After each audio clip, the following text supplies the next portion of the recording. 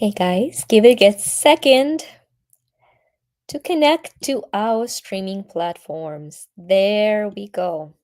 Victoria Raider with you to shine. It is good to see those of you that are joining here in a minute. We have an interesting quote today in our Worthy Me journal. We are continuing Worthy Me journey, and we're on page 74 of your journal.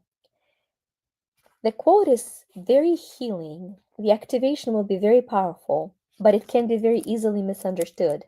You are not what you've done, Jack Butcher. So Jack Butcher says you're not what you've done. And then the common sense and the discernment says, wait a minute, don't you tell me that if it walks like a duck, quacks like a duck, it kind of is a duck? So should I not be believing the person's performance and judge them according to that?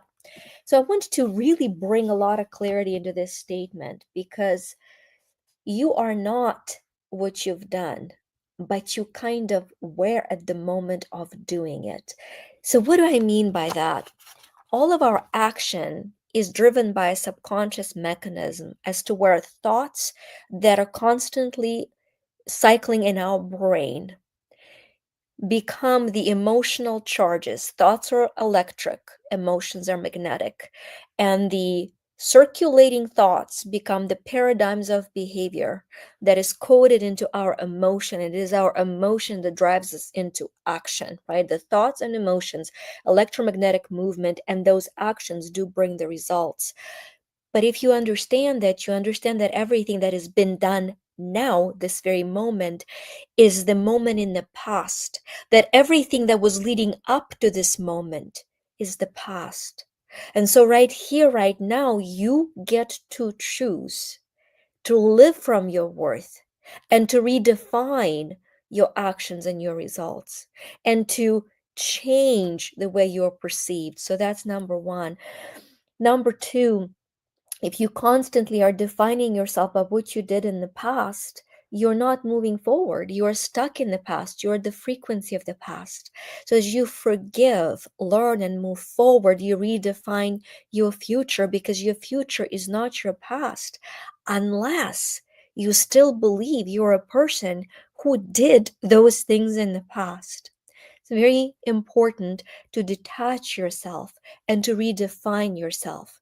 That's number one. Number two, I want to talk about being very clear on measuring your life without judgment. And what do I mean by that?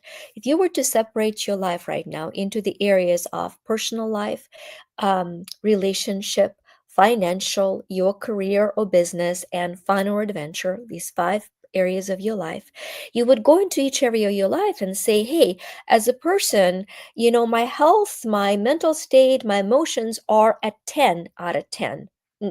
Not likely for all of us, but let's say. But then in my finances, I'm only at 2.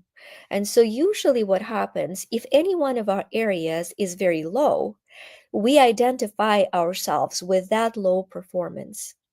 But I want you to look at your life right now, and in the area where you have low performance, where you're performing only at 2 out of 10, understand that while performance might be low, the potential is high. And so you can say, I am a 2 out of 10 in my finances, or you can say, I am full of potential. And the way you redefine that will move you into different actions.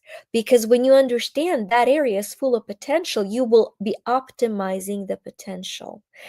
And then you really are not, quote unquote, what you have done, but as you redefine yourself from worth of infinite potential, you're constantly growing, you're constantly expanding. And that is the process of living from a place of your infinite worth.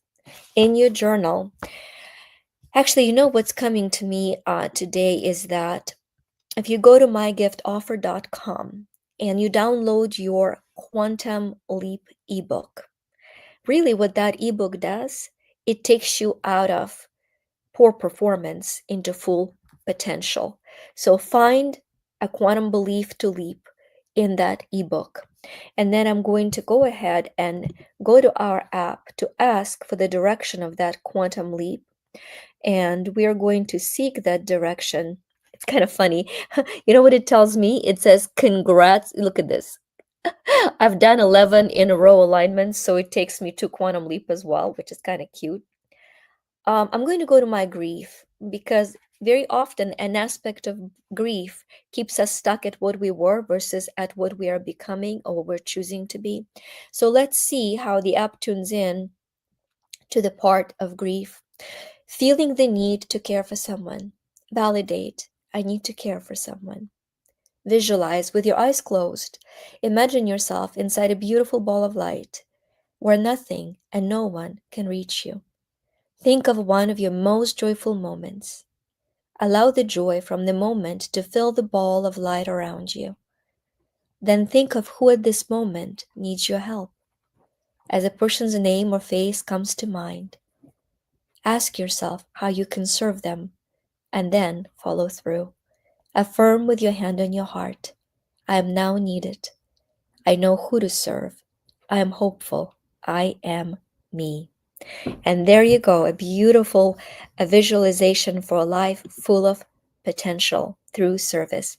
Meanwhile, remember, you're worthy of God's infinite love, not because of what you did do and not because of what you didn't do, but simply because of who you are as a child of God and an infinite spark of light. See you tomorrow.